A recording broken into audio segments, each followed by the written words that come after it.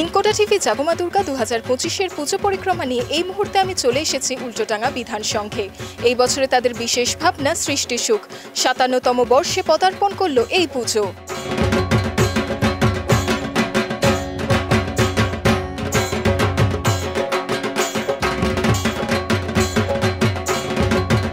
তম বর্ষে আমাদের ভাবনা সৃষ্টি সুখ সমগ্র পরিকল্পনা রূপদান করছেন শিল্পী পূর্ণেন্দু দে। এই সৃষ্টি সুখ বলতে গিয়ে আমরা যেটা বোঝানোর চেষ্টা করছি বা তুলে ধরার চেষ্টা করছি সেটা হচ্ছে একজন শিল্পীর যে সৃজনশীল চিন্তাধারা, সেই সৃজনশীল চিন্তাধারা তখন যখন তার তুলে ধরে বা পরিস্ফুটিত করে, তার মধ্যে যে সুখটা খুঁজে পায় সেইটাকে আমরা এখানে তুলে ধরার চেষ্টা করেছি।